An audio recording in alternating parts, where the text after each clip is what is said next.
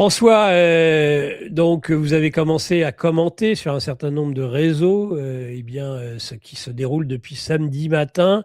Cette attaque particulièrement retors et machiavélique des Américains et des Israéliens. Nous étions dans la négociation, nous pensions même qu'elle allait aboutir avec l'acceptation par les Iraniens de ne pas stocker d'uranium enrichi. Et puis, à la première occasion, déclenchement des hostilités, frappe décapitante, comme si cela allait régler définitivement le problème iranien et embrasement de la région.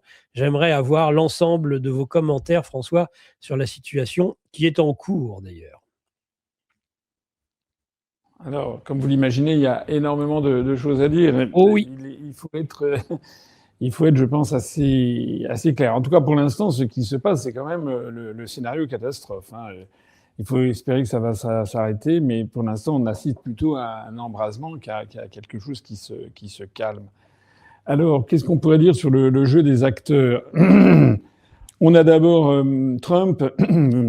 Sébastien Kerré, qui parlait juste avant, a dit à juste titre qu'il avait quand même sale mine, si l'on peut dire. On a l'impression que Trump a pris ses décisions contraintes et forcées. Voilà. On a l'impression qu'il n'est pas libre de ses mouvements. Et aux États-Unis, un certain nombre d'observateurs estiment que, en fait, c'est les retombées du dossier Epstein, qu'il y en a, que les Israéliens auraient des moyens de chantage sur Trump, qu'ils disposeraient de. Alors, je ne sais pas si c'est vrai. Mais ce qui est vrai, c'est qu'il y a des gens qui le pensent, et beaucoup de gens qui le pensent, et qui pensent donc que Trump a été contraint, de faire un bras d'honneur à ses électeurs, puisqu'il avait justement été élu sur le fait qu'il mettrait fin à la guerre en Ukraine et qu'il ne relancerait pas d'autres guerres. Il avait d'ailleurs eu des mots très sévères, justement, sur Obama ou sur Biden, sur leur tentative vis-à-vis de l'Iran. Donc, il fait exactement le contraire de ce pourquoi il avait fait campagne et de ce pourquoi, d'ailleurs, il avait, à mon avis, fait l'objet de tentatives d'assassinat. Il faut quand même pas l'oublier. Donc je pense que nous avons, le monde entier en tout cas le voit, le président de ce qui est encore peut-être la première puissance mondiale, et encore c'est à voir, en tout cas en matière militaire, l'une des toutes premières armées du monde, le président des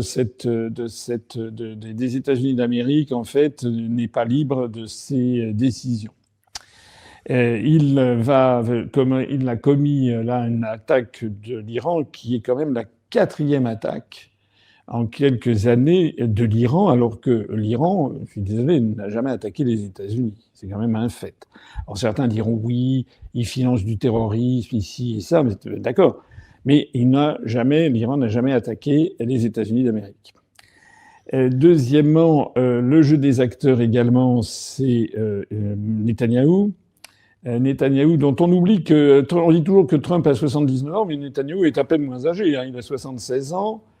Netanyahou, qui est, lui, est un homme qui a été ministre au cours des 30 dernières années en Israël, il a été ministre pendant plus de 16 ans, je crois, il a été premier ministre, je veux dire, à de nombreuses reprises.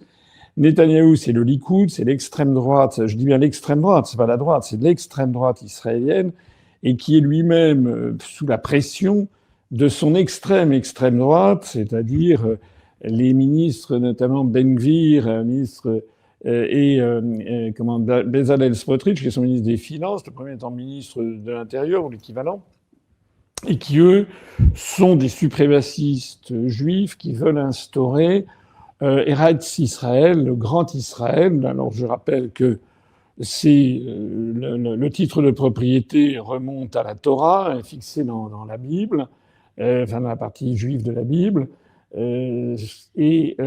Cet État géant qui aurait été donné donc par Dieu au peuple élu représente non seulement l'entièreté d'Israël et de la Cisjordanie actuelle, mais également l'entièreté du Sinaï, toute la partie orientale de l'Égypte à l'est du Nil jusqu'à la mer Rouge, plus représente également tout le nord de l'Arabie saoudite, la Jordanie, le Liban, le sud de la Syrie et la partie occidentale de l'Irak à l'ouest de l'Euphrate. Donc c'est considérable.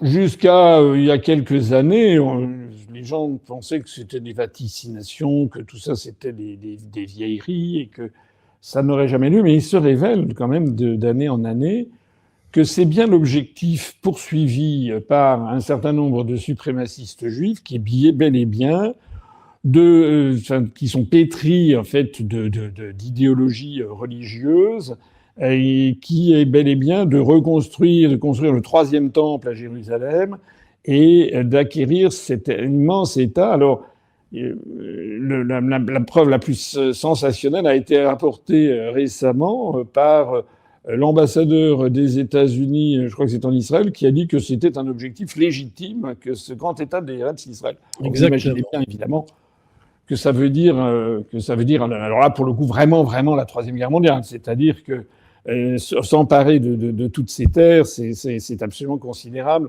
et ça nuirait à des quantités d'États.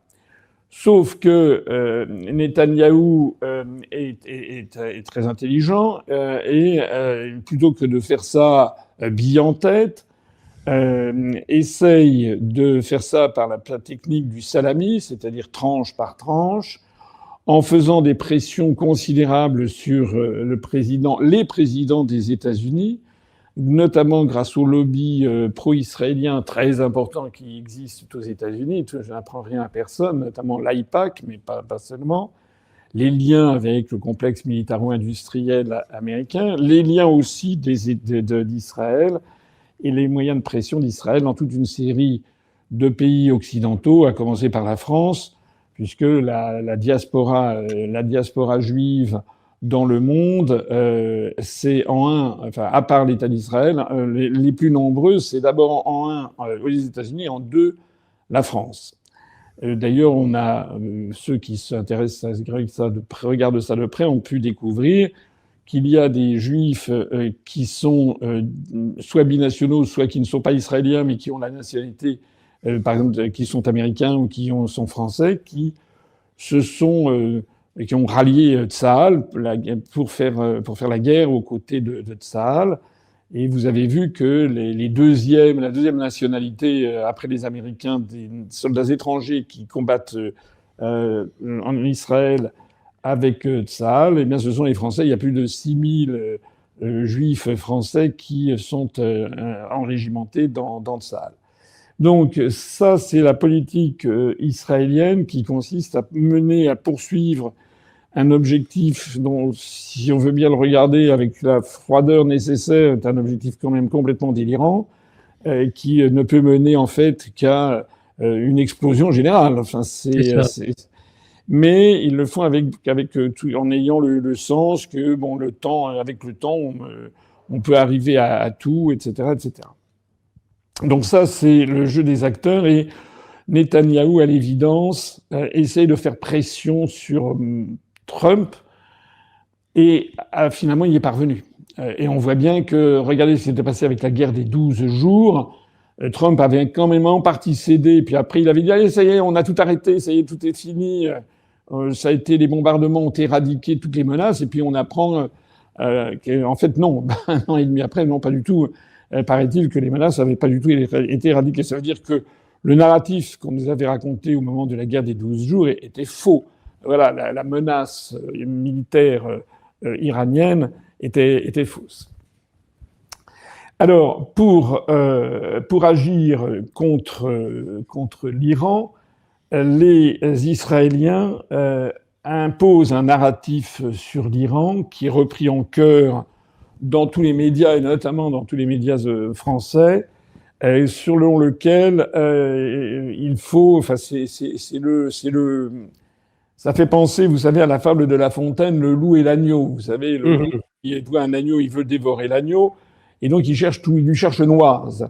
Donc l'agneau, il est en train de boire dans une rivière, et le loup vient trouver en disant, tu es en train de polluer l'eau que je bois, et le pauvre agneau dit, mais non, je suis en aval de toi tu es plus haut sur la montagne, donc je ne peux pas polluer l'eau puisque Je bois celle que quand je bois, c'est après que toi tu as bu.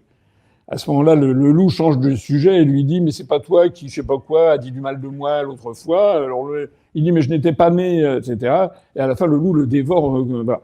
Donc il faut trouver forcément des griefs à l'encontre de l'Iran. Alors pendant des années, les griefs, ça a été le programme électronucléaire iranien, avec le soupçon que l'Iran était en train de construire une bombe nucléaire. Ça a duré des années. Moi, quand j'étais au cabinet d'Hervé de Charette dans les années 95-96, c'était déjà le cas. Il y avait déjà des sanctions qui avaient été prises par les Américains pour les entreprises qui commerçaient avec l'Iran.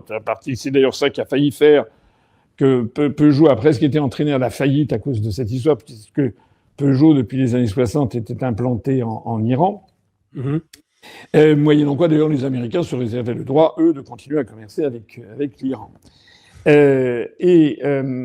En fait, l'Iran a accepté les contrôles de l'Agence internationale de l'énergie atomique, de l'AIEA, et il est avéré désormais que, en fait, l'Iran n'a pas de programme nucléaire. Il semble, d'après les spécialistes, que l'Iran de bombes nucléaires, il semble, d'après les spécialistes, que l'Iran a caressé le projet de bâtir une force nucléaire, en effet, à la fin des années du XXe siècle, et il semble qu'ils en auraient abandonné le projet en 2003 au motif que ça coûtait beaucoup trop cher, et pour un usage qui finalement n'était pas forcément le plus idoine, ils ont ensuite développé quelque chose de très différent, dont on voit d'ailleurs l'efficacité, et qui sont des missiles hypersoniques. Il semble donc qu'ils ont zappé de ce point de vue-là. Alors, qu'est-ce qui me permet de dire ça? Je ne suis pas un spécialiste, mais je lis et j'écoute beaucoup. Ce que je sais, c'est que l'AIEA elle-même, qui est composée d'experts internationaux, est allée examiner, a été reçue, est allée sur les différents sites et a confirmé qu'il n'y avait pas de programme de construction de bombes nucléaires. Je précise au passage que l'Iran se plie au contrôle de l'AIEA alors que Israël ne s'y plie pas, hein, et d'ailleurs beaucoup d'autres pays de la région ne s'y plient pas, je pense au Pakistan. Donc c'est quand même un mauvais procès que l'on fait à l'Iran sur ces questions. Deuxièmement, les rapports de la CIA, il y a eu un rapport de la CIA, je crois, de 2003 ou 2007, qui a expliqué qu'en effet, les Iraniens avaient abandonné le projet de faire une bombe nucléaire. Et puis, il y a un troisième élément qui est insuffisamment connu, c'est que le guide suprême Ali Khamenei, qui vient d'être assassiné donc il y a quelques jours, il y a 2 jours, avait fait une fatwa, c'est une espèce de décret religieux, pour condamner le principe même d'une bombe nucléaire. Donc, reprocher le programme nucléaire à l'Iran, en fait, ils veulent bâtir un programme électronucléaire, comme énormément de pays du monde, en définitive. Et en fait, Israël a décidé que l'Iran ne devait pas avoir de programme électronucléaire. C'est quand même un peu fort de café. Et comme finalement cet argument ne fonctionne plus, il y a d'autres arguments qui sont venus un peu comme le loup et l'agneau. Donc l'argument maintenant, je le vois d'ailleurs, ça prend très bien sur les réseaux sociaux, c'est l'argument selon lequel c'est une dictature théocratique épouvantable et que le pouvoir a fait tirer sur ces manifestants au mois de janvier, il y a eu 30 000 morts, 300 000 morts, 3 millions de morts, etc. Alors qu'est-ce que l'on peut dire? Oui, c'est une dictature religieuse, ça c'est exact. Dictature, il y a quand même des élections, il y a quand même une élection du président de la République. Je rappelle que le guide suprême Ali Khamenei, enfin le feu Ali Khamenei, n'est pas le président de la République, il est le chef de l'État, ou le président de la République n'est pas le chef de l'État, si vous voulez, il y a une espèce de diarchie. Le président de la République est élu par les Iraniens. Mais il est élu sur une liste d'aptitudes, si l'on peut dire, notamment avec un conseil, le conseil des gardiens de la Révolution, etc., qui veille à ce qu'il n'y ait pas de candidats à la présidence de la République de l'Iran et qui, en fait, seraient poussés par des forces étrangères à la faveur de manipulations médiatiques ou sondagières. Je ne sais pas si vous voyez un petit peu le truc, quoi. C'est pas si bête en définitive, parce que c'est bien de ça qu'il s'agit en France, par exemple.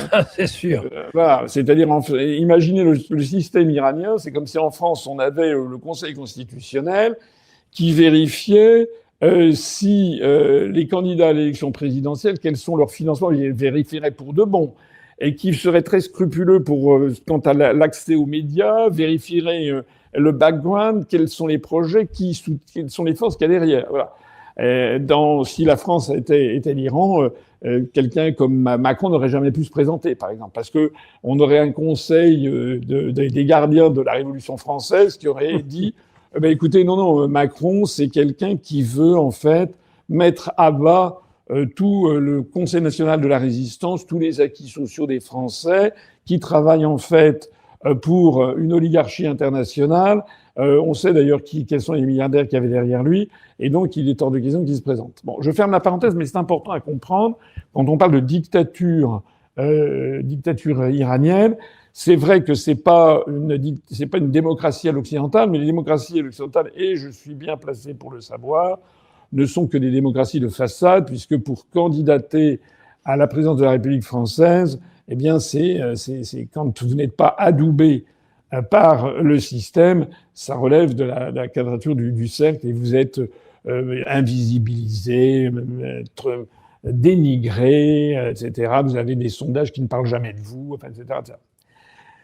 Alors, cela étant, ce qui est vrai, c'est que la société iranienne est une société qui est complexe. Il y a en Iran des forces de gauche qui ne sont pas du tout négligeables. Vous avez notamment un parti communiste qui était le parti Toudé. Il y a une tradition communiste en Iran. N'oublions pas que l'Iran a été frontalière de l'Union des républiques socialistes soviétiques, a été frontalière de l'Azerbaïdjan, qui était à l'époque dans l'URSS. Et l'Iran possède également, enfin, il y a en Iran des mouvements de gauche, notamment les Moudjahidines du peuple, qui sont une gauche pour un islam moderniste, qui sont très, très actifs et très hostiles au régime, celui qu'on appelle le régime des Mollahs, qui s'est installé en 1979. C'est pas tout. Il y a aussi des libéraux, des gens qui voudraient une démocratie à l'occidentale. Il y a aussi des monarchistes, ceux qui voudraient la restauration de la lignée des Pahlavides, et donc de Reza Pahlavi, qui est le fils de Mohamed Reza Shah, qui était le Shah d'Iran, qui s'est enfui en 1979, qui est mort ensuite après des pérégrinations assez terrible. Et donc, il a son héritier qui partage sa vie entre les États-Unis essentiellement et la France, et qui est le prétendant à remonter sur le trône. Cela, nonobstant la propagande que l'on a dans les médias français, représente, alors j'ai reçu des mails, 1 ou 2 courriels de gens qui protestaient contre ce que j'avais dit, parce que j'avais dit que ça représentait 5%, c'est peut-être 10-15%, mais ça va pas beaucoup au-delà. Ça va pas beaucoup au-delà. Pourquoi ? Parce que la lignée des Pahlavi a été... Mohamed Reza Shah Pahlavi était un agent américain, enfin, il a été pris en charge par les États-Unis. Vous savez que les États-Unis avaient chassé le Premier ministre Mossadegh, qui était de gauche, qui voulait nationaliser qui allait nationaliser les sociétés d'hydrocarbures, notamment américaines, et que le Shah d'Iran était devenu la marionnette, le fantoche des États-Unis tout au long des années 70 et 60-70. Avec d'ailleurs une conséquence concrète, c'est que la CIA, qui était en Iran du temps du Shah d'Iran comme un poisson dans l'eau, avait formé la SAVAK, c'est-à-dire la police politique du Shah, qui était une horreur en fait, et qui avait commis des exactions épouvantables avec des centaines de morts, des prisons avec des tortures épouvantables. Ça, c'était l'aspect dont on ne parlait jamais dans Paris Match ou dans les magazines People. On disait pas les magazines People à l'époque, on parlait de point de vue, ici Paris, etc. On montrait toujours la vie de rêve du Shah avec sa nouvelle épouse Farah Diba qu'il avait rencontrée. Elle faisait ses études à la Sorbonne.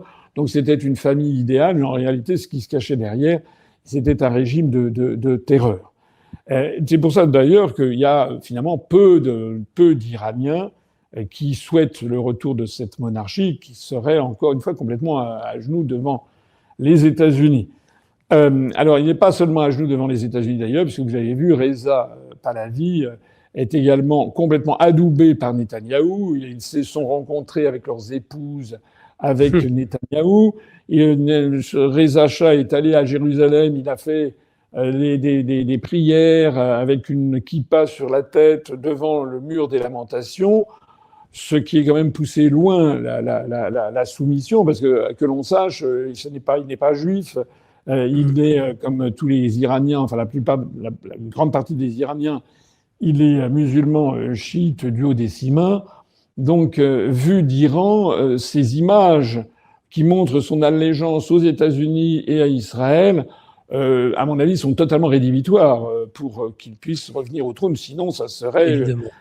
Mais en France, et le narratif, c'est qu'il serait soutenu, il y aurait des gens... Alors, on interroge des expatriés aux États-Unis. Alors évidemment, il y a des manifestations. Les Iraniens expatriés à Los Angeles, bien sûr, eux, ils ont fui en 1979. Ce sont leurs enfants, leurs petits-enfants. Donc eux, c'est ce qu'ils demandent. Mais enfin, en bref, c'est pas ça. Et puis pour parachever le panorama de la scène politique iranienne, il y a aussi des mouvements un petit peu centrifuges potentiels, régionalistes, des ethniques, qui font que c'est une scène quand même assez compliquée. De telle sorte qu'actuellement, le régime actuel qui a été donc instauré par l'ayatollah Khomeini à son retour de France, il était réfugié à Naufle-le-Château, dans les événements de 1979. Vous savez que lorsque le Shah est parti, il n'a pas été remplacé tout de suite par Khomeini. Hein. C'est un peu comme la révolution russe. En 1917, le Nicolas II n'a pas été remplacé tout de suite par les bolcheviks. Hein. Il y a eu la révolution de février, puis la révolution d'octobre. Et là, c'est pareil, c'est-à-dire que lorsque le Shah d'Iran s'est enfui en janvier 1979, de mémoire, il y a un type qui était un libéral auprès de lui, qui était une espèce de François Bayrou local, si j'ose dire, qui s'appelait Chapour Bakhtiar, et qui lui avait succédé avec un type de gauche qui avait été président de la République, qui s'appelait Banissam. Et en fait, ils ont été balayés par un mouvement de fond de la société iranienne qui voulait en fait recouvrer la souveraineté et l'indépendance nationale et qui était viscéralement anti-américaine. Alors ça, c'est très important à comprendre pour la suite des événements. Maintenant, le troisième acteur, justement, parlons-en, c'est de l'Iran. Il y a quelque chose que je note, encore une fois, c'est l'absence de culture générale de nos dirigeants, enfin, même pas les responsables français, que ce soit les gouvernementaux ou l'opposition, tout ça, c'est absolument zéro. Ils ne comprennent rien, ou alors ce sont des toutous. Bon, il faut faire l'effort, un effort d'acculturation pour comprendre ce que c'est que l'Iran. L'Iran, d'abord, c'est un immense pays, c'est grand, c'est très grand, hein, c'est beaucoup plus grand que la France. Ça doit être, de mémoire, peut-être 3-4 fois la grandeur de la France. C'est plus de 90 millions d'habitants, donc c'est 50% plus peuplé que la France. Un pays avec des déserts extraordinairement arides en allant vers le Baloutchistan pakistanais. Un pays avec des températures hivernales au nord, mais il peut y avoir de la neige le long des confins avec l'Azerbaïdjan ou bien de la mer Caspienne au sud, de la mer Caspienne. Et puis vous avez l'enfer du golfe arabo-persique qui est au sud, où là vous avez des températures épouvantables. Un pays qui est très difficile de maîtriser, avec des reliefs, bon, ça c'est le premier point. Deuxièmement, une civilisation considérable, il y a 2500 ans de civilisation. Ça remonte à Darius, ça remonte à Persépolis, donc c'est une des plus grandes civilisations de la planète, dont les Iraniens ou les Persans, puisque c'est le même mot, perse, vous savez que c'est le père de Mohammad Reza Pahlavi, donc le fondateur de la dynastie des Pahlavis, qui avait déposé le dernier shah de la dynastie des Qajars. Donc ça se passait dans les années 1920 de mémoire. C'est donc le père le fondateur de la dynastie des Pahlavis, qui avait décidé de redonner, de donner à la Perse le nom de Iran. Iran qui a la même racine que Arien d'ailleurs, hein, les Ariens, A-R-Y-E-N. Pour d'ailleurs, au passage, signalons à ceux qui ne le sauraient pas que les Iraniens, les Persans n'ont rien à voir, ils ne sont surtout pas des Arabes. Hein. D'ailleurs, il y a dans le petit peuple persan du mépris pour les Arabes. Et donc, c'est une très grande civilisation, et j'ai déjà eu l'occasion ici ou là de rappeler que c'est dans les confins de l'Iran et de l'Inde actuelle a été inventé le jeu du chaturanga, c'est-à-dire ce qui a donné naissance au jeu d'échecs, et qui a été également inventé la numération décimale de position. Alors ça se situe un peu dans ces confins, hein, l'Iran, l'Ouzbékistan, Al-Khwarizm, qui était un érudit qui vivait, je crois, au IXe siècle, dans la ville de Khiva, qui est à l'ouest de l'Ouzbékistan, a donné son nom à l'algorithme, par exemple. Hein, vous voyez. Et donc, la numération décimale de position, c'est l'invention la plus géniale de l'humanité. C'est-à-dire que avoir l'idée qu'on pouvait rendre compte du monde entier par 10 nombres, comme il y a 10 doigts de la main, et que le chiffre 1 vaut 1 quand il est dans la colonne des unités, quand on apprend quand on était petit, mais si on met dans la colonne des dizaines, il vaut 10, et la colonne des centaines, il vaut 100. Et si on y réfléchit, c'est pas du tout intuitif, hein, c'est une invention absolument géniale. C'est ça l'univers, j'allais dire, irano-indien que l'on a. D'ailleurs, vous savez que la dynastie des Moghols venait d'Ouzbékistan, et que le Taj Mahal, par exemple, ce sont des traditions persanes. Hein. Les gens, quand on pense à l'Inde, le monument le plus célèbre de l'Inde, c'est le Taj Mahal, qui n'a rien d'indien, en fait. Hein. C'est un peu comme si les gens s'extasiaient devant la grande mosquée de Paris, qui a été construite en 1923, qui est magnifique d'ailleurs, mais qui n'est pas de tradition française. Je ferme la parenthèse, mais c'est vraiment important de comprendre que la civilisation à laquelle on est. Et puis alors, il y a quelque chose d'encore plus fondamental à comprendre, c'est la religion.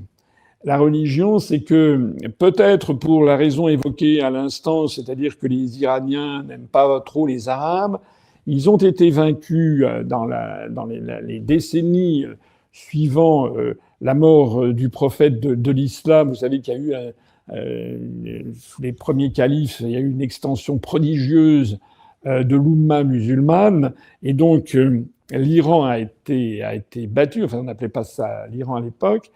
Ça relevait en partie, d'ailleurs, il y a une partie qui relevait de l'Empire byzantin, et une autre partie, c'était la dynastie des Safavides. L'Iran a été battu, a donc été obligé d'adopter la foi religieuse des conquérants, qui étaient des conquérants religieux, mais les Iraniens se sont ingéniés, enfin je ne sais pas comment dire autrement, pour avoir un islam particulier, qui est l'islam chiite duodécimain. Alors ça, c'est vraiment, vraiment, je crois, en ce moment, hein, c'est pas de l'érudition mal placée, ce que je dis. C'est vraiment important à comprendre, parce que je pense que c'est quelque chose que ne peuvent pas comprendre les Israéliens, enfin les Juifs israéliens, et encore moins les chrétiens américains, parce qu'ils ne vivent pas du tout dans le même univers mental. C'est quoi le schisme duodécimain? C'est le fait que les successeurs du prophète de l'islam, dans la sunna, dans la tradition, dans l'islam sunnite, ça doit être le meilleur d'entre eux, hein, donc c'est l'oncle, et puis après ça va être Omar, etc. Donc vous avez des gens qui ont été les compagnons du prophète et ont choisi le meilleur d'entre eux, et donc ça n'est pas une succession par, j'allais dire, génétique. Ce n'est pas une succession familiale, c'est une succession, on pourrait dire, par aristocratie. Aristote, ça veut dire le meilleur. Par une espèce d'aristocratie de la foi, etc., et du combat et du courage. Bien. Donc ça, ce sont les islamistes, les musulmans sunnites qui représentent 80-85% des musulmans du monde.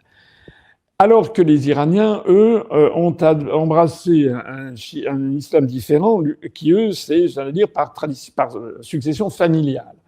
Et donc, ils considèrent que les successeurs du prophète, le premier, c'est Ali, qui était son cousin, et puis qu'ensuite, c'est le fils d'Ali, qui s'appelait, je crois, Hassan, et puis qui est mort, et après c'est le frère de Hassan, qui est Hussein, qui était donc le petit-fils du prophète, et ainsi de suite par filiation de père en fils, jusqu'au 12e imam. Alors, le successeur, ils appellent ça les imams. L'imam, donc, c'est le successeur du prophète. Et le hasard, enfin le malheur a voulu, comme vous le savez, c'est que il y a eu une guerre entre les tenants de la tradition et les tenants justement de la filiation. Et le petit-fils du prophète, donc Hussein, donc je rappelle Ali, Hassan, Hussein, le troisième, est mort dans une bataille avec les troupes je crois, de Omar, du calife, à Kerbala. Kerbala, ça se situe actuellement en Irak. Et c'est l'un des points fondateurs de la religion iranienne, persane, c'est que ce meurtre du petit-fils du prophète par les musulmans sunnites, c'est un peu comme le sac de Constantinople en 1204, si vous voulez, par les croisés. C'est une césure définitive entre d'un côté l'Église catholique, de l'autre côté l'Église orthodoxe. Ça, c'est en 1204. Là, la césure, c'est entre l'islam sunnite et l'islam chiite, avec cette bataille de Kerbala, qui vaut d'ailleurs tous les ans que des Iraniens, des hommes, se flagellent en public jusqu'au sang. Vous savez, vous connaissez, et ils commémorent le martyre de Hussein. Et là, je viens de dire un mot qui est fondamental à comprendre, c'est le mot de martyr. C'est-à-dire que la pensée iranienne tourne autour de ce mot de martyr. C'est vraiment très, très important à comprendre. Pour les Iraniens, pour la pensée des chiites duodécimains, ça veut dire 12. Pourquoi ? Parce que, j'ai dit, il y a eu Ali, puis Hassan, puis Hussein, puis après il y a toute une série comme ça d'imams successifs, jusqu'au 12e. Les 11 premiers sont morts en martyrs, sont morts assassinés, et le 12e a disparu. C'était aux alentours de 980 après Jésus-Christ, à l'âge de 76 ans, quelque chose comme ça. Et il n'est pas, officiellement, il n'est pas mort, il a été occulté. C'est ce qu'on appelle l'imam caché. Or, cet imam occulté n'est pas mort, il vit, on ne sait pas où, dans les limbes, et il est censé revenir au jour dernier en compagnie du Christ, de Jésus-Christ, tous les deux pour remettre le monde dans le droit chemin et de rétablir la justice dans le monde. Et c'est vraiment important à comprendre, c'est cette espèce de martyrologie. Alors, une fois que vous avez maintenant bien compris ça, vous pouvez comprendre les événements qui viennent de se dérouler. C'est-à-dire que l'imam, le guide suprême, l'Iran est une théocratie. Il faut bien comprendre que le chef de l'État, le guide suprême Ali Khamenei, c'est pas lui qui gérait les affaires courantes. Il était, je vais un peu corser le trait, mais à peine, c'est un peu comme si c'était le pape. C'est un peu comme si la France avait un président de la République qui était la même chose que le Premier ministre, ce qui est d'ailleurs un peu le cas, et au-dessus de lui, le pape. Le pape d'une église autocéphale, comme on dirait, c'est-à-dire une église française avec le pape. C'est à peu près... Bon, c'est pas exactement ça, il y a des experts qui vont bondir peut-être, mais quand même, fondamentalement, c'est ça. Ça veut dire que quand les Américains, par exemple, vous savez, Vance a dit récemment que c'était impossible de négocier avec eux, puisqu'on ne pouvait pas négocier avec le chef de l'État, c'est qu'il n'a pas compris. Parce que vous ne négociez pas avec le pape. Le pape, c'est un chef religieux. Et lorsque les gens disent « Ah là là, c'est bien fait, regardez, il s'était pas protégé, etc. » Vous savez qu'il est mort dans sa maison, avec sa fille, sa petite fille qui avait 19 mois, sa belle-fille, son gendre. Il est resté dans sa maison. Et vous avez l'un des ayatollahs, l'un des imams, comment dire, je ne sais plus où, qui a dit, c'était hier, qui a dit qu'en fait, on lui avait proposé au guide suprême Ali Khamenei de s'enfuir, de surtout pas rester dans sa maison, qu'il se mette dans des souterrains comme ils en ont le secret, et pas du tout. Il a dit non, je reste là, je ne le ferai que lorsque vous pourrez mettre dans des souterrains 90 millions d'Iraniens. C'est vraiment important à comprendre. C'est-à-dire qu'en fait, il est allé à la mort. Et il est allé à la mort parce que maintenant, il est entouré des palmes du martyr. Si j'ose dire, je vais faire peut-être une espèce de sacrilège. Ce n'est pas mon intention. Donc je prie ceux qui trouveraient ça sacrilège de me pardonner par avance. Ce n'est pas mon intention, mais c'est un peu comme s'il voulait être le 13e imam du schisme du Haut-Décimain. Il se met en tout cas dans une lignée d'imams dont je vous rappelle que les 11 premiers ont été assassinés. Et donc, il avait 86 ans. Je pense qu'il ne rêvait que de ça, en fait. Il ne rêvait que d'achever sa vie en martyr. Alors, si vous avez bien compris ceci, ça veut dire que pour la suite des événements, vous voyez le gouffre intellectuel, mental qu'il y a entre les parties prenantes. Les Israéliens et les Américains, eux, ils sont les théoriciens d'un monde à l'occidental. On coupe la tête du serpent, donc tout se débande, etc. Tout s'effondre, nanani, nanana. Bon. Mais ça, pour croire ça, c'est que il faut croire que l'ensemble du monde ressemble aux États-Unis. Et encore. C'est-à-dire, vous savez, quand il y a un changement de président aux États-Unis, c'est le spoil system, tout le monde dégage, on remplace les gens, mais non, c'est pas du tout ça. Il faut croire aussi que Ali Khamenei était une espèce de tyran. On nous le dit à satiété, on dit qu'il a fait tirer sur la foule, etc. Je rappelle à l'occasion de ces événements, je suis pas là pour défendre l'Iran du tout, je suis là pour rétablir ce que je pense être la vérité et pour comprendre les événements. Parce que si on ne veut pas regarder la vérité en face, on ne comprend pas les événements, on ne comprend pas ce qui risque d'arriver. Les Iraniens, on a dit qu'il avait fait tirer sur la foule, qu'il y aurait eu 30 000 morts. C'est pas vrai. Ça, ce sont des chiffres de la CIA et du Mossad. D'abord, la foule, il y a eu des manifestations, c'est exact, en Iran, qui ont été motivées notamment par des manipulations, ça a été dit par le secrétaire au Trésor américain. Les Américains ont tout fait. Déjà, il y a des sanctions contre l'économie iranienne depuis des années, mais ont tout fait pour faire s'effondrer le prix de la monnaie iranienne, pour mettre l'Iran dans une très grande difficulté économique et financière. Résultat des courses, effectivement, il y a une partie très importante des Iraniens qui a protesté de voir son niveau de vie dégringoler, un peu comme en France d'ailleurs. Bon, mais les événements ont été ensuite, exacerbés, la révolte, par, et on le sait, c'est documenté, des interventions étrangères, nommément la CIA, le MI6 britannique et le Mossad, pour fomenter une espèce de révolution de couleur, avec des foules iraniennes qui ont commencé à brûler des mosquées. Ça c'est inimaginable. Même, par exemple, je parlais des Moudjahidines du peuple, la devise, qui est donc les forces de gauche, même les Moudjahidines du peuple, comme devise, ils ont un verset du Coran qui est Allah finit par toujours triompher lors des batailles. Enfin, de mémoire, je dis quelque chose comme ça. Donc, si vous voulez, vous ne verrez pas, c'est pas vrai, vous ne verrez pas un Iranien. Je ne dis pas encore une fois que le régime est très soutenu. J'ai eu l'occasion de dire, les monarchistes, moi je pense que c'est à peu près 10% de la population. Le régime des mollahs, comme on dit, 30% de la population. Les libéraux, peut-être 10%. Les moudjahidines du peuple, peut-être 20-25%. Le Toudé, peut-être 10%. Les mouvements régionalistes, etc. Le reste. C'est une scène vraiment fragmentée, éclatée.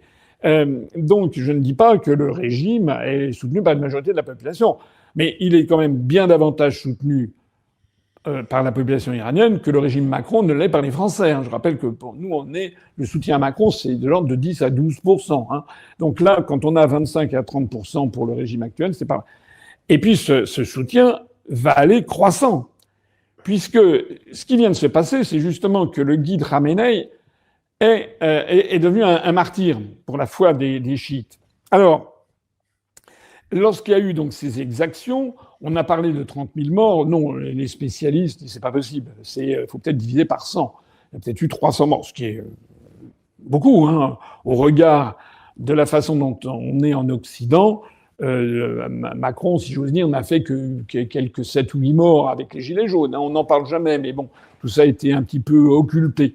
Mais en gros, en Occident, on ne supporte pas, ou très peu, qu'il y ait des morts pendant des manifestations contre les pouvoirs en place.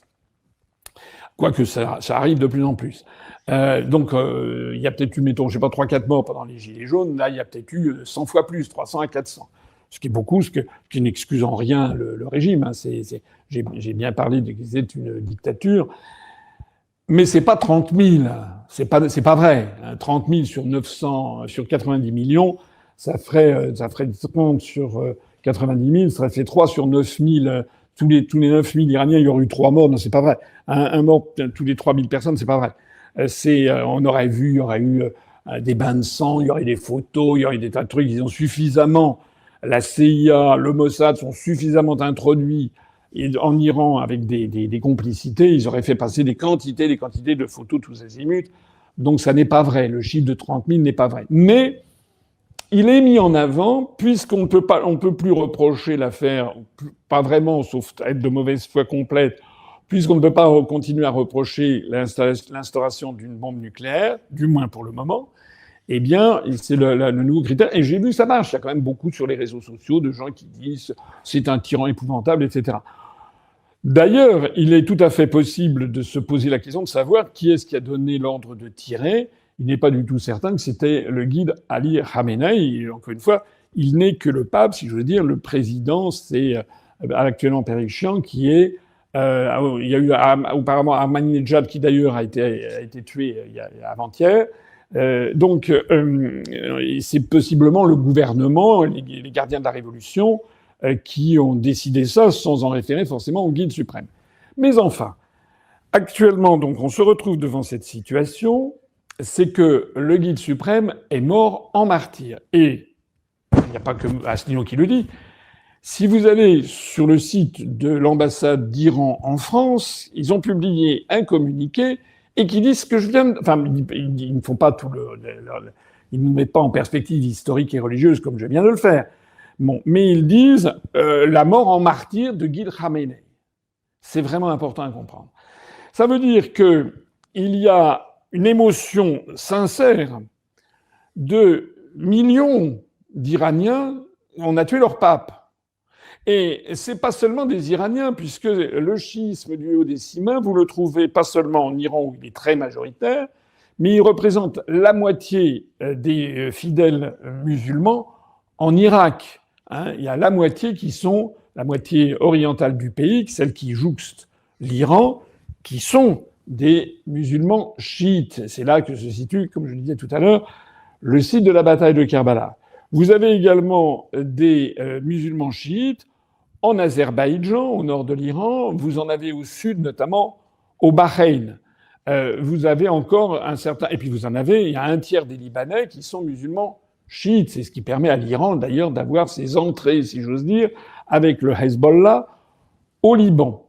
Ça veut donc dire que l'assassinat du guide Ali Khamenei enflamme les populations chiites que je viens de décrire. Donc c'est transnational, si l'on peut dire. Absolument. Et ceci vous explique, parce que moi je donne au public qui veut bien m'écouter, je lui donne de la façon que j'espère le plus compréhensible possible, je lui donne les clés de comprendre. Qu'est-ce qui s'est passé ? Il s'est passé que l'Iran a bombardé une base militaire où ils ont fait beaucoup de dégâts, une base militaire américaine au Bahreïn. Le Bahreïn, c'est un petit émirat qui est vraiment tout petit. C'est nettement plus petit que le Qatar. Mmh. Le Bahreïn, on peut dire Bahreïn. Je le dis parce que j'y suis allé, moi. Et c'est tout petit. Quand j'y suis allé, c'était un émir. Maintenant, ça s'est transformé en un roi, la royauté.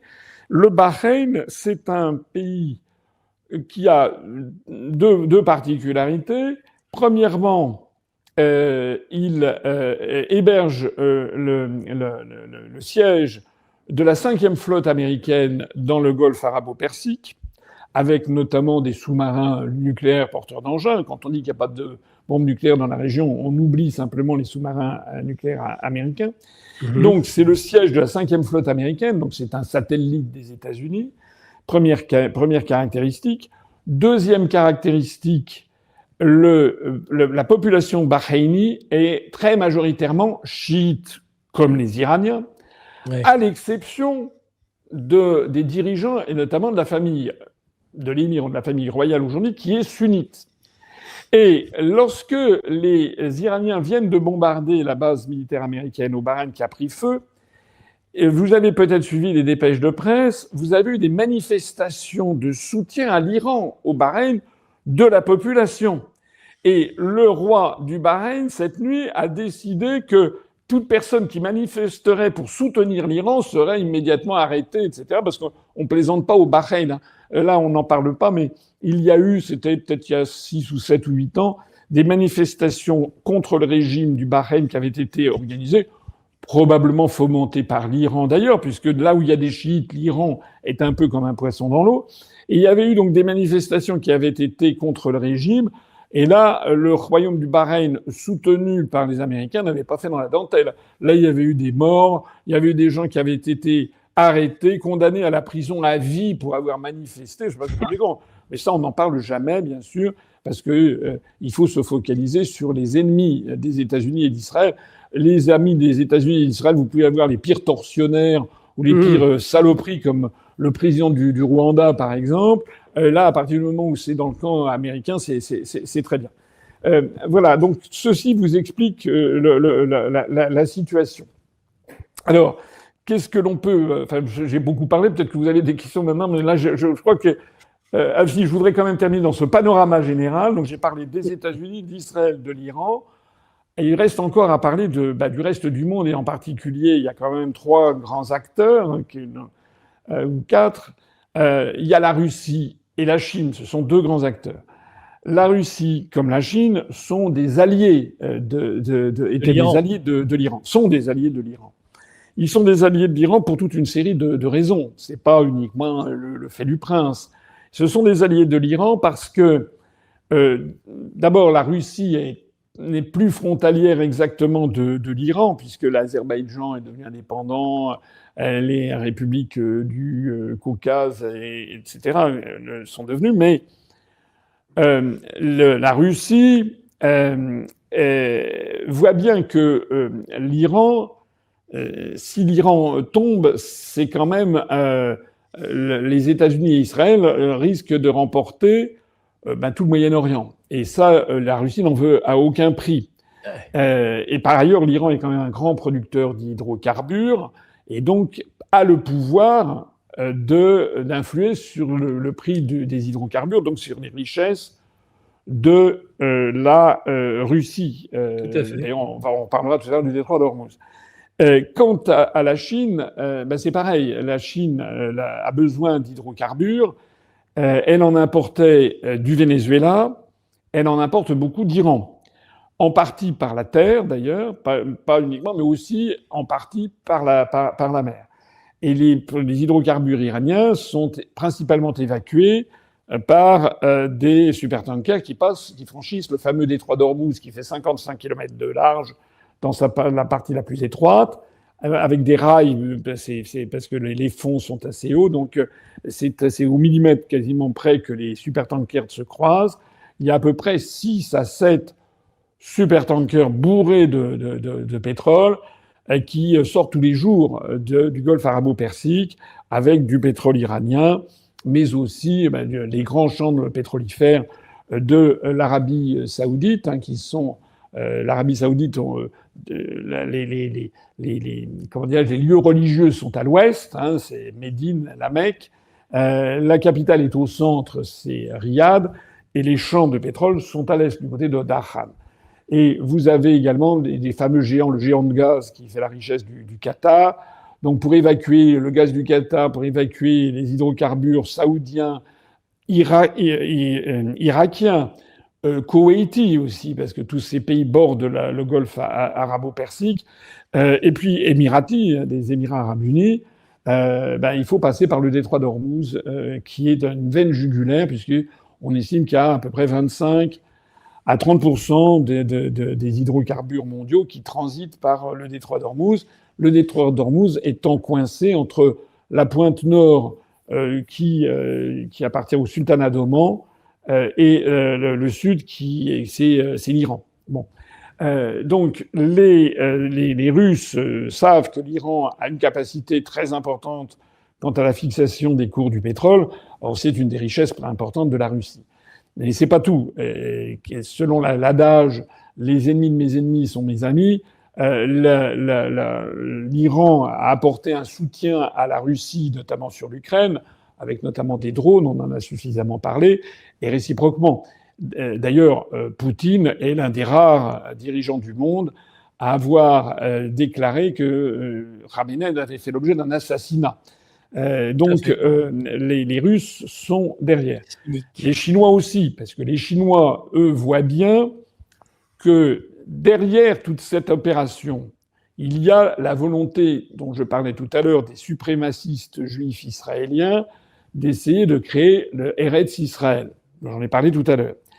La pression et peut-être les moyens de chantage qu'ils ont sur le président Trump. Mais ça n'épuise pas tout le sujet, puisque par ailleurs, Trump peut aussi poursuivre une stratégie convergente, mais différente, mais convergente sur le même résultat, c'est petit à petit d'essayer de couper les sources d'approvisionnement de son adversaire géopolitique le plus éminent qui apparaît au XXIe siècle, la Chine. Les Américains, il y avait déjà des rapports de la CIA dans les années 90 et qui pointaient du doigt que, à horizon de 20 ou 30 ans, on y est, que la Chine risquait de dépasser les États-Unis d'Amérique. Et donc, la volonté des États-Unis de dominer la planète, de dominer le monde, est contrecarrée par la montée en puissance de la Chine. D'ores et déjà, en parité de pouvoir d'achat, on peut dire que le produit intérieur brut chinois a dépassé celui des États-Unis. En matière d'invention, d'inventivité, de recherche, développement, etc., quels que soient les domaines, on est face à une révolution planétaire sidérante, hein, que ce soit l'intelligence artificielle, la robotique avec les humanoïdes, le BTP avec des prouesses architecturales inimaginables, l'informatique, les puces électroniques, les voitures électriques, les transports ferroviaires sont en train de mettre au point un train faisant du 1000 km/h, un train à sustentation magnétique, les avions, ils sont en train de bâtir un concurrent qui risque, à mon avis, de détruire et Airbus et Boeing, parce qu'avec des coûts très inférieurs, ce qui se passe en Chine est absolument prodigieux. Et il faut avoir à l'esprit le simple fait qu'en Chine, la Chine qui a 1,5 milliard d'habitants, c'est le deuxième pays le plus peuplé du monde après l'Inde qui l'a dépassé il y a 3 ans, mais ils sont à peu près à égalité. En Chine, il y a chaque année, je sais pas, quelque chose comme 32 millions de naissances.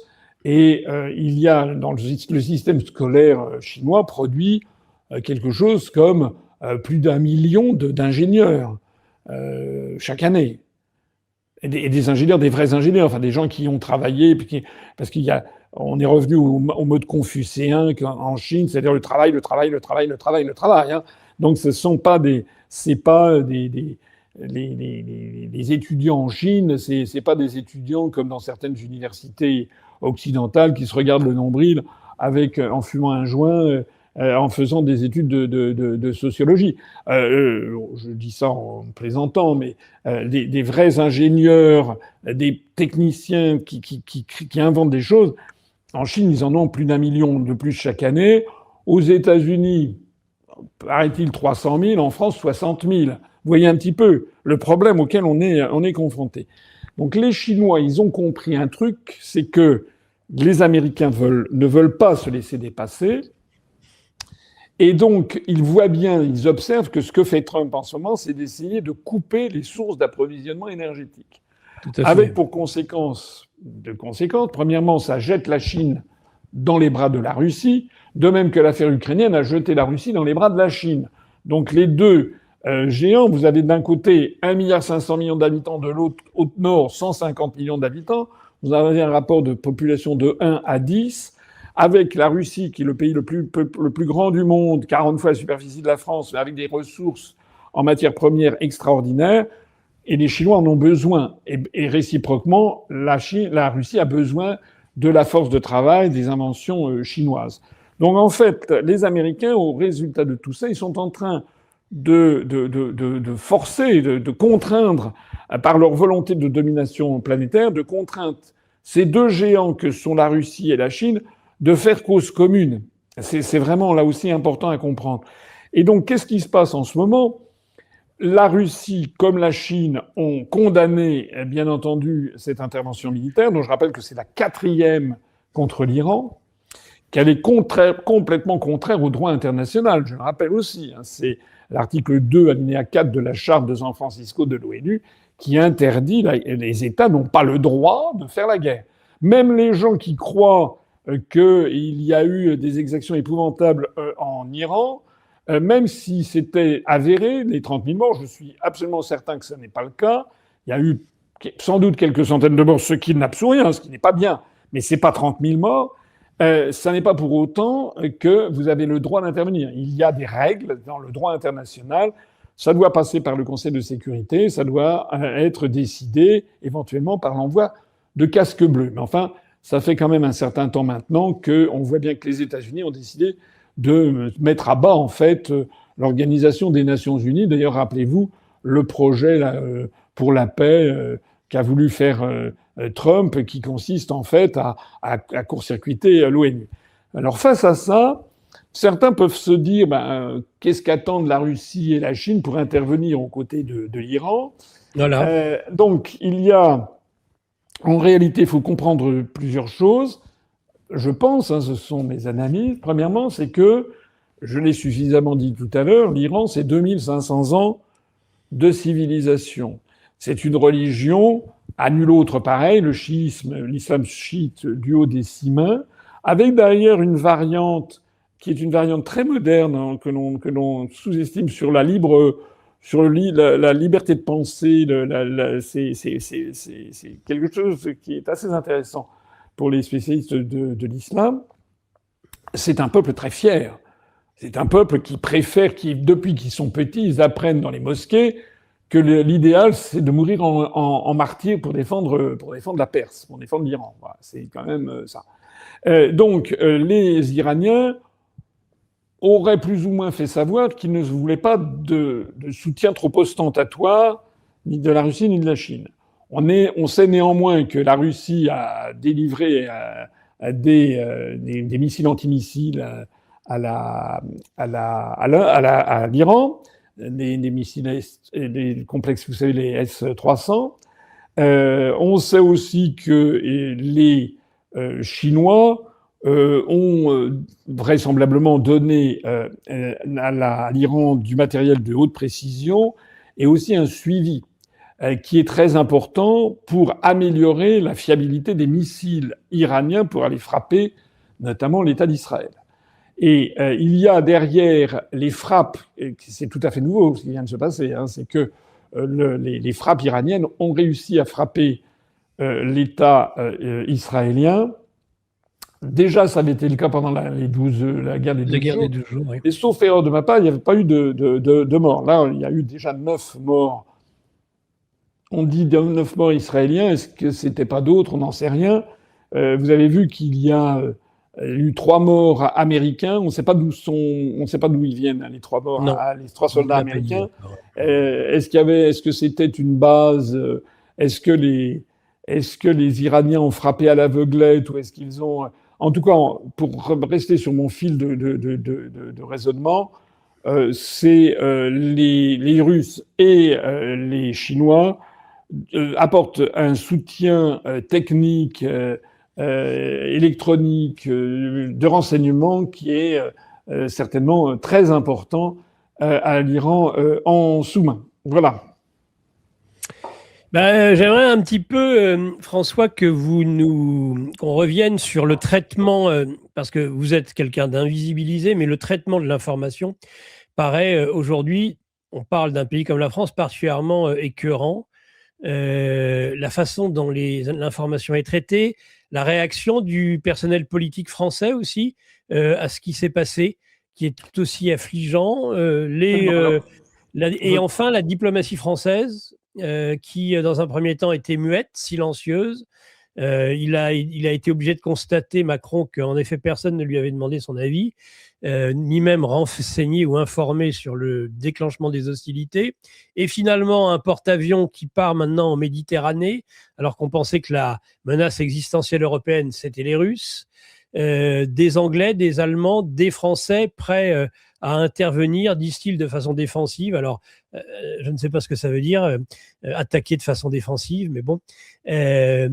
Donc, comment est-ce que vous analysez un petit peu la réaction en France de tous ces événements? Alors, merci pour cette question qui me fait penser que je m'étais interrompu, mais j'avais trop parlé. Je m'étais interrompu avant la fin parce que j'avais annoncé qu'il y avait 3 ou 4 grands acteurs. J'ai cité la Russie et la Chine. Le troisième grand acteur dont je voulais parler, c'était l'Union européenne, et le quatrième, c'était la France. Donc nous y voici. Dans tout ce méli-mélo, dans tous ces événements, on voit bien que l'Union européenne n'existe plus. Enfin, les pays d'Europe sont devenus des objets de l'histoire. Hein. Ça, c'est absolument flagrant.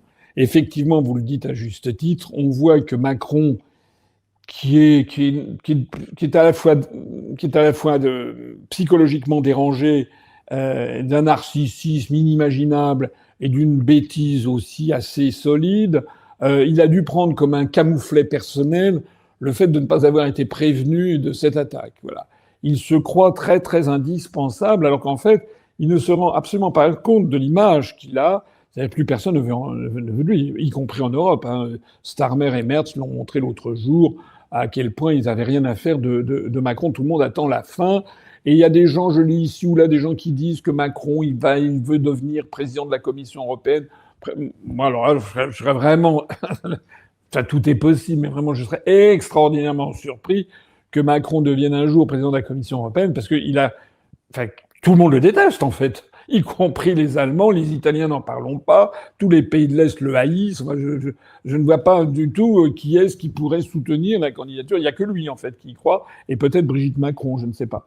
Mais ceci étant mis de côté, le problème des pays de l'Union européenne, c'est qu'ils sont dans une situation de vassalité vis-à-vis des États-Unis. Et ils sont donc dans la même situation que les pays qui ont fait l'objet de frappes depuis 2 nuits de l'Iran.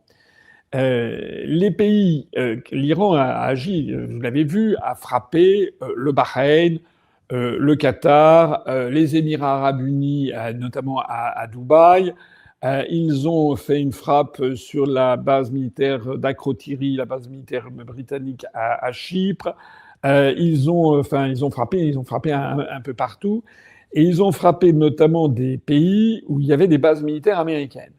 C'est important à comprendre, c'est que l'Iran n'a pas attaqué le Bahreïn exactement, n'a pas exactement attaqué le Qatar, etc. Ils ont d'abord et avant tout attaqué les implantations militaires américaines. C'est un peu comme c'est un message sur le thème « Vous êtes en fait les larbins de l'oncle Sam ». Et ça peut donner à réfléchir d'ailleurs à tous ces pays qui ont finalement cru nécessaire de se ranger sous le parapluie américain pour être protégés et qui se rendent compte que les États-Unis ne les protègent pas, mais au contraire les entraînent dans la guerre, en fait. Là, si vous êtes actuellement le roi du Bahreïn, il peut légitimement se dire, il voit la base militaire américaine qui flambe entièrement, il voit qu'il y a des manifestations, il a 90% de chiites sur son territoire, il se dit qu'il a peut-être pas fait tout à fait le bon choix de se mettre sous la protection des États-Unis.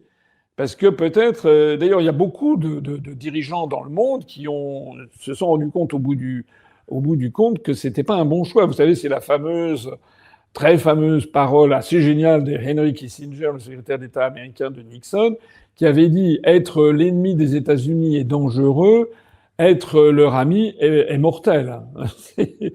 C'est exactement... Regardez le Shah d'Iran. Le Shah d'Iran qui s'était mis sous la protection des États-Unis, lorsqu'il y a eu une révolution générale en Iran, les États-Unis l'ont laissé tomber. C'était les États-Unis de James Carter, celui qu'on appelait Jimmy, de James Carter. les États-Unis ont laissé tomber le Shah d'Iran comme une vieille chaussette. Pareil avec le maréchal Lon Nol au Cambodge, lorsque les Khmers rouges ont commencé à triompher, les États-Unis ont balancé leur fantoche qui avait fait un coup d'État américain en 1970 à Phnom Penh. Pareil avec le président Nguyen Van Thieu du Sud-Vietnam, etc., etc. Donc les Américains, ils lâchent leurs affiliés à tout moment. Bien. Donc ça peut donner à réfléchir à tous les pays du Golfe qui se rendent compte que s'être affiché avec les États-Unis, c'était peut-être pas finalement si génial que ça. Parce que les pays du Golfe voient bien que d'abord l'Iran c'est quand même un très très gros acteur régional, mais voient très bien aussi que derrière l'Iran, il y a la Russie et la Chine. Or, on est dans un bouleversement complet des pouvoirs. Et par ailleurs, vu des pays, il y a quand même un certain nombre de pays musulmans, etc. L'affaire Epstein, la prévarication, la corruption, la décadence, la putréfaction qui émane de l'Occident en général et des États-Unis en particulier, c'est pas ragoûtant, ça fait pas très très envie. Et notamment leur population, même si les dirigeants saoudiens picolent du whisky, même si l'alcool est théoriquement interdit, il n'en demeure pas moins que dans tous ces pays, il y a quand même aussi des opinions publiques et qui, sur une affaire comme celle-ci, même s'ils sont opposés à l'Iran chiite, s'il faut choisir entre l'Iran chiite, musulman chiite d'un côté, bombardé par les Américains et les Israéliens, il est tout à fait possible que les masses arabes, comme on dit, préfèrent à tout prendre choisir l'Iran, surtout s'ils se ramassent sur le museau des missiles iraniens parce qu'ils se sont affichés avec les Américains. Bon, ça veut dire que l'Europe est un peu dans la même situation. C'est-à-dire que l'Union européenne, je l'explique depuis bientôt 19 ans, est une création américaine à l'origine. La construction européenne a été inventée dans les services du secrétariat d'État Dean Acheson, du secrétaire d'État de Dean Acheson vers les années 1948-49. La déclaration Schuman, c'est pas Schuman, bon. Le fait que Schuman, d'un seul coup, il avait fait la déclaration sur la mise en commun du charbon et de l'acier, etc. Le narratif officiel, c'est que d'un seul coup, vous avez Robert Schuman, qui avait un pédigré quand même assez gratiné, soit dit en passant, moi je veux pas m'égarer, qui était ministre, il a été, je sais plus combien, une dizaine de fois ministre des Affaires étrangères sous la 4e République. Il était franco-germano-luxembourgeois. Il avait été, de sa propre initiative, il avait été ministre du gouvernement de Pétain, du premier gouvernement Pétain. Il a dit qu'il n'était pas au courant. Après ça, il avait été le premier à aller rencontrer les forces d'occupation en Asie. Enfin bref, ce monsieur Schuman, d'un seul coup, aurait eu une illumination en 1950 pour créer la communauté européenne du charbon et de l'acier. D'après la version officielle, il aurait téléphoné à Adenauer, le chancelier d'Allemagne, qui se serait dit « Bon sang, mais c'est bien sûr, quelle bonne idée, banco, allons-y ». Là, c'est un conte de fées pour les enfants. En réalité, derrière, c'était les États-Unis qui voulaient créer un glacis géopolitique à leur profit avec cette construction européenne. Construction européenne qu'ils n'ont pas arrêté jusqu'à Trump, deuxième manière, mais qui n'ont pas arrêté de pousser, de promouvoir. C'est eux qui ont été à la manœuvre pour faire entrer le maximum d'États. Tout le monde peut avoir à l'esprit, enfin il suffit d'aller regarder ma vidéo ancienne, qui a une dizaine ou une quinzaine d'années maintenant, sur qui gouverne la France et l'Europe. Je rappelle notamment le discours du président George W. Bush en 2001 à l'université de Varsovie, où il était allé à Varsovie en disant « Nous faisons un bon accueil à une Europe vraiment unie ». Et les Américains ont exigé en 2000-2001 que l'ensemble des pays de l'Est, suite à la désintégration du camp socialiste, que l'ensemble des pays de l'Est entrent d'abord dans l'OTAN, contrairement aux assurances orales les plus formelles qu'ils avaient faites à Gorbatchev. Mais donc, parce que les Américains n'ont en fait aucune parole, il faudra revenir sur l'affaire, sur ce qui vient de se passer, sur l'affaire des négociations, hein, parce que c'est terrible ce qui vient de se passer. Les Américains donc avaient dit ça, et deuxièmement entrer dans l'Union européenne, puisque comme je l'explique, la construction européenne, c'est la face civile. L'Union européenne, c'est la face civile d'une même médaille dont la face militaire est l'OTAN, et cette médaille, c'est la médaille de l'asservissement géopolitique du continent européen aux États-Unis. Alors, nous avons déjà la puissance américaine qui pilote l'affaire. Nous avons également la puissance du lobby pro-israélien. Ça dépend des États. Ça dépend notamment de la communauté juive qu'il y a dans les États. Il y a, par exemple, en Espagne où il y a une très faible communauté juive, il y a les propos du gouvernement espagnol sont souvent extrêmement durs contre Israël, etc. En France, où on a la deuxième communauté juive après les États-Unis d'Amérique, là, on n'est pas du tout dans la même situation. Et donc, les médias français sont complètement alignés sur le narratif américano-israélien. Il est d'ailleurs assez extraordinaire de voir au passage le poids du lobby pro-israélien, parce que dans les médias, lorsque vous prononcez le nom de Trump, que ce soit sur, je sais pas, sur le ICE, sur les libertés publiques, sur les droits de douane, etc., Trump, il est traîné dans la boue, c'est une horreur, et d'un seul coup, là, quand il intervient en Iran, en soutien d'Israël, d'un seul coup, paraît de toutes les vertus dans les médias. Je me suis fait la même réflexion ce week-end, c'est incroyable. C'est quand même assez... Enfin, c'est un peu... c'est vraiment... je sais pas comment dire, c'est bas de gamme. Hein, c'est vraiment... On est dans un niveau de propagande en France assez miteux. Et alors, pour répondre directement à votre question, vous m'avez tendu la perche, mais vous connaissez parfaitement la réponse, et la plupart de nos auditeurs aussi. Vous voyez que l'ensemble de la scène politique française est à quatre pattes devant le narratif américano-israélien. Enfin, on le voit bien. À l'exception de LFI et de Mélenchon, à laquelle on fait mais maintenant qui est en train de remplacer Jean-Marie Le Pen, étant un petit peu le mauvais objet en psychanalyse. Il a fait là des déclarations sur le mot de Epstein, qui étaient à mon avis assez maladroitement tournées d'ailleurs, et qui ont pu prêter le flanc à un soupçon d'antisémitisme. C'est exact. Mais ce qu'il dit sur le fond n'est pas faux. C'est que tout le monde voit bien qu'il y a eu une coordination médiatique quelqu'un a demandé quelque part à tous les journalistes d'un seul coup, alors que tout le monde disait Epstein, comme on dit Einstein, comme on dit Weinstein, comme on dit Rubinstein, etc. D'un seul coup, il a fallu dire Epstein, parce que Epstein, ça sonne russe, comme Solzhenitsyn, comme Boris Yeltsin, c'est ça la réalité. Donc, ça a été laborieux d'ailleurs. Hein. Les journalistes au début avaient du mal. Hein. Alors il y a d'ailleurs quelque chose. Vous avez vu, il y a quelque chose d'extraordinaire. Il y a un article du Figaro qui avait fait justement, faut-il prononcer Epstein ou Epstein, qui disait que en français on devait dire Epstein, ce qui est la pure réalité. Epstein c'est en américain, mais on n'est pas obligé. En général en France, on parle en français. Hein. Surtout, voilà. Ou alors faudrait dire Einstein ou je sais pas. En France, par exemple, les Anglais disent de Gaulle, on va pas dire Charles de Gaulle, non, on dit de Gaulle. Voilà, c'est aussi simple que ça. Donc, mais bon, Mélenchon a quand même présenté ça d'une façon qui était assez vicieusement quand même pour essayer de... C'est vrai parce qu'il faut préciser quelque chose qui est quand même important aussi.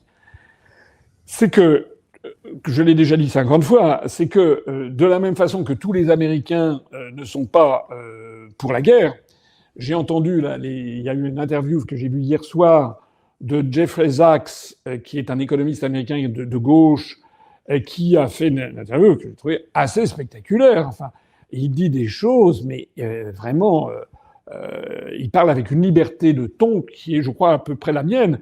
C'est-à-dire qu'il met les pieds dans le plat, il explique exactement des choses très clairement. Et il a dit qu'il s'adressait aux Iraniens, que tous les Américains n'étaient pas d'accord. D'ailleurs, vous savez que le soutien à la guerre aux États-Unis maintenant est de l'ordre de 20-25%.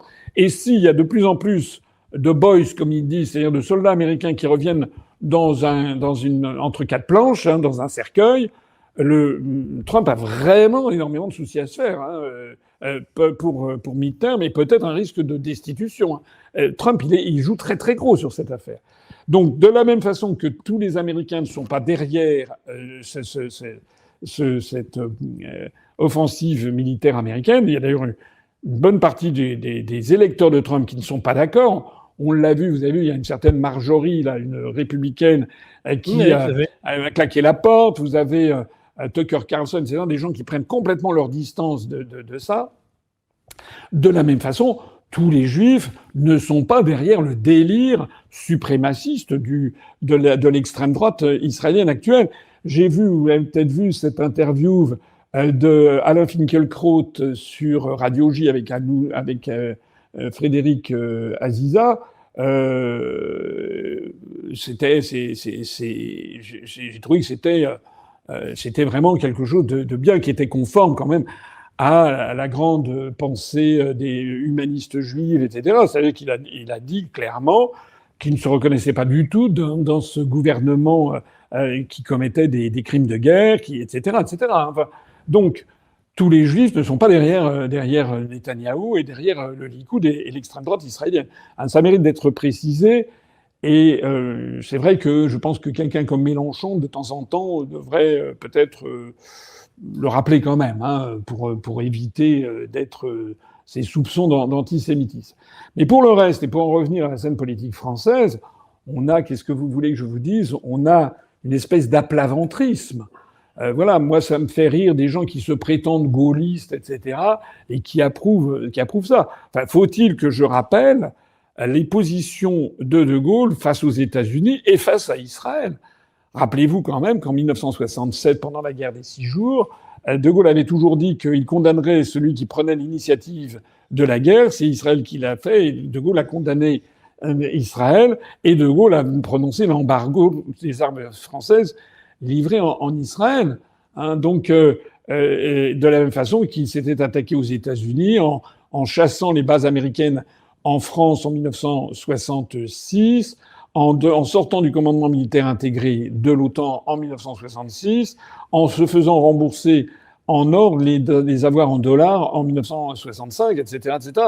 Donc, le gaullisme et au-delà de Gaulle, les partisans de la souveraineté et de l'indépendance nationale en France doivent avoir...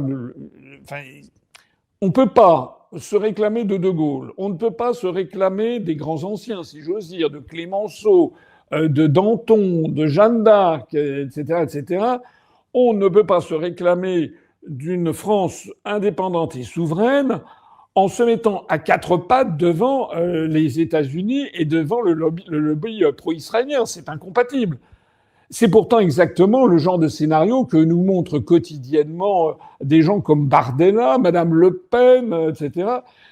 Madame Le Pen qui a dit que c'était très bien, qu'il fallait empêcher de nuire le guide Khamenei, mais Madame Le Pen et le chiisme duodécimal n'y connaissent strictement rien. Bardella, n'en parlons même pas. Donc ce sont des gens, et c'est pareil pour alors Zemmour et Mme Tinfo en plus, ils ont des réflexes, eux, carrément communautaristes. Madame Maréchal, elle est là, elle soutient. Enfin, je vois Retailleau. Enfin, toute la droite française et le centre français soutiennent les États-Unis dans cette aventure. Alors, je vois qu'il y a des gens qu'on me reproche. Il y a eu des bots venus qui sont tombés en masse sur un de mes tweets. On a vu ça. C'était une opération coordonnée. Il y a des gens qui disent c'est scandaleux, vous prétendez gaulliste alors que vous soutenez les pires dictatures de la planète, etc. Mais c'est des gens qui n'ont rien compris à l'histoire. Lorsque De Gaulle a reconnu la République populaire de Chine de Mao Tse-tung en 1964, c'était une grande démocratie, c'était une des pires dictatures au monde qu'il a reconnue. La tradition française, on ne reconnaît pas la légitimité, la validité politique d'un régime, la France, elle reconnaît des États. Elle ne reconnaît pas des régimes. Donc la France, elle reconnaît la République populaire de Chine, d'ailleurs, et notamment, elle s'est interdite théoriquement de fréquenter Taïwan. Bon. La France, elle devrait, c'était dans mon programme, reconnaître tous les États du monde. C'est la raison pour laquelle, d'ailleurs, je militais pour la reconnaissance de l'État palestinien. Une des très, très, très rares choses que Macron a faites qui sont plutôt bien. Je ne sais pas quelles en sont les conséquences concrètes. Je ne sais pas si on a vraiment installé une ambassade en ce moment. Je ne sais pas si on a une ambassade du côté de Ramallah. J'ai un peu des doutes. Il faudrait regarder ça d'un petit peu plus près. Mais je pense aussi que la France devrait reconnaître la République populaire démocratique de Corée du Nord. Il y a des pays comme la Suède, l'Allemagne qui ont une ambassade à Pyongyang. Pourquoi on n'en a pas de nous? Donc, il faut que la France ait cette vocation universelle, reconnaisse les États et pas les régimes. Et la France n'a pas, aucun État n'a le droit de se faire justice soi-même et de faire la police. Voilà. Donc, il y a des gens qui sautent sur le moindre argument balancé par la presse qui a été concocté par la CIA, le MI6 et le Mossad sur les prétendus 30 000 morts dont personne n'a vu la couleur, excusez-moi, les mêmes qui d'ailleurs n'ont rien dit par rapport à ce qui s'est passé à Gaza. Alors là, on avait au contraire des photos tous azimuts. Enfin, on a vu, quand on voit l'état dans lequel l'armée israélienne a rendu Gaza, on ne peut pas se dire qu'il y a eu 2 morts. Hein. Il y a eu, vous avez vu, c'est des villes entières, entièrement rasées. C'est un peu comme Dresde ou Berlin en 1945. Bon. Donc là, on est bien obligé de constater qu'il y a eu certainement des dizaines de milliers de morts. Alors qu'en Iran, non, c'est pas vrai. Encore une fois, je ne suis pas là pour défendre le régime iranien. Je suis là simplement pour défendre la vérité. Et la vérité, c'est que, quand bien même d'ailleurs il y aurait eu 30 000 morts, que ça n'est pas aux États-Unis d'intervenir. Voilà.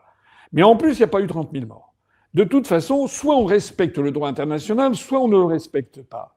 Et il y a quelque chose que je voudrais dire ici, que j'ai déjà dit ailleurs, c'est que ceux qui crachent sur le droit international, ceux qui se félicitent, c'est la loi de la jungle, c'est la loi du plus fort, ils injurient l'avenir. Parce qu'il faut toujours penser, si vous voulez, c'est comme un être humain qui dans sa jeunesse a 20 ans, qui croit qu'il va tout gagner. Il ne peut pas imaginer quand on a 20 ans qu'un jour, il en aura peut-être 80 ou 90 ans, et que là, il sera entravé par les difficultés inhérentes au grand âge, c'est-à-dire des difficultés à se déplacer, une force physique moindre, des trous de mémoire, etc., etc. Donc ça, c'est un processus de vie. Et donc, il faut respecter la vie en société. On doit du respect, de l'attention, de l'amour aux personnes âgées, parce qu'un jour, on deviendra soi-même une personne âgée. Voilà. Et ben c'est pareil, si vous voulez, avec le droit international. Il faut bien penser qu'un jour pourra venir où on aura besoin du droit international pour être défendu. Parce que là, dans la vision, les gens croient que les États-Unis et Israël vont toujours gagner. Ça, c'est le mythe hollywoodien. Mais je rappelle que les États-Unis, depuis 1945, ils ont quasiment perdu absolument toutes les guerres dans lesquelles ils sont impliqués. Et ils sont partis parfois la queue basse, hein, que ce soit en Afghanistan, que ce soit au Cambodge, que ce soit au Laos, que ce soit au Vietnam, etc., etc. Donc les Américains n'ont pas, ça se passe pas très très très très bien en fait. Et d'ailleurs, la dernière fois en Iran, ça s'est pas porté de façon spectaculaire.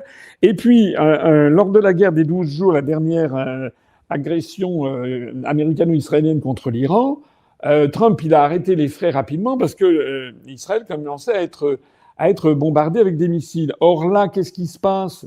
Il se passe que justement, il y a des missiles qui ont commencé à frapper Israël. Bon, il faut espérer que ça va arrêter, mais est-ce qu'un expert est capable de nous dire là, voilà, prêt à se faire couper les poignets ou je sais pas quoi?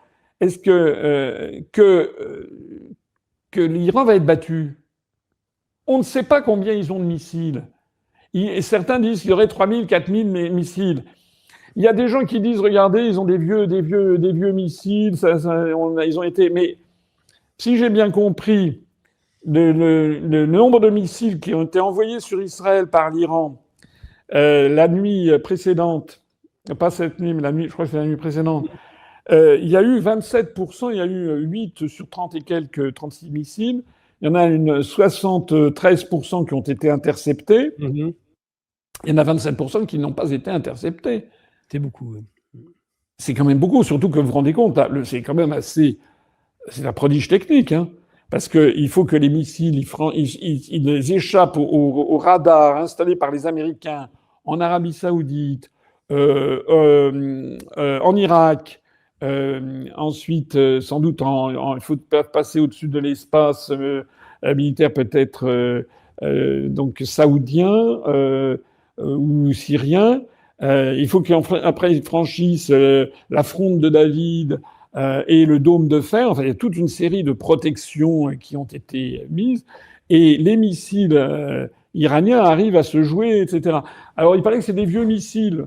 Mais quelle est la stratégie de l'Iran? J'ai dit tout à l'heure que, il y a une des choses vraiment, alors dans l'art de la guerre, la façon la plus sûre de perdre, c'est de sous-estimer son adversaire. Or, je pense que les Américains ont sous-estimé l'Iran complètement. D'abord, ils n'ont pas compris que le fait de tuer Khamenei, loin d'aboutir à une débandade en Iran, ça renforce le régime. Excusez-moi, c'est une connerie monumentale. Voilà. Normalement, on n'abat pas le chef d'un pays que l'on combat. Ou alors, si on l'abat, c'est qu'on a vraiment, on est certain de la succession, on est certain que tout ça va se débander. Mais les Iraniens l'avaient fait savoir d'ailleurs. Depuis 2 ans, ils avaient organisé toute leur chaîne de commandement pour que s'il y avait des premiers qui tombaient, il y avait les suivants qui étaient derrière. C'est très très important. Soit dit en passant d'ailleurs, je ne sais pas si vous vous rendez compte quand même, le degré il y a quand même une forme de courage incroyable. Vous vous rendez compte qu'il y a eu une quarantaine de dirigeants iraniens qui ont été tués, le guide Khamenei, il y a eu l'ancien président Ahmadinejad, il y a eu le chef des gardiens de la Révolution, il y a eu le ministre de la Défense, il y a eu des généraux, enfin c'est incroyable. Et ça, c'est la théorie américano-israélienne. On va couper la tête du serpent et donc tout va s'effondrer. Mais pas du tout, tout est prévu. Il y a une nouvelle vague de gens qui les remplacent. Vous vous mettez à la tête des gens qui les remplacent. Ils savent que maintenant, c'est eux qui vont être visés. Et néanmoins, c'est pas la débandade. Je ne sais pas si vous voyez ce que c'est quand même.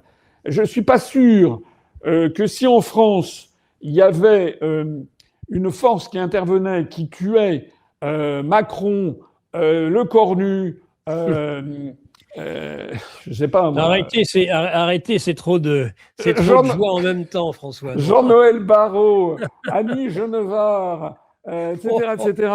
Est-ce qu'il y aurait tant de gens que ça qui voudraient prendre leur place? Là, on aurait une débandade générale. Donc, vous voyez, ça c'est je me permets de le souligner au passage. Donc, les Américains ont sous-estimé ça. Trump avait laissé entendre. Alors, vous avez vu aussi les informations qui viennent d'hier, qui ont été confirmées par un média israélien qui s'appelle Ynet, Y-N-E-T. C'est que Trump a envoyé des messages pour proposer un cessez-le-feu immédiat aux Iraniens. Oui. Et les Iraniens disent non. C'est quand même assez extraordinaire. Alors que une quarantaine de leurs dirigeants ont été tués, ceux qui les ont suivis ont dit non, on continue. Et c'est dans la foulée qu'on a appris qu'il y avait 3 soldats morts américains. C'est-à-dire que les Américains se retrouvent dans une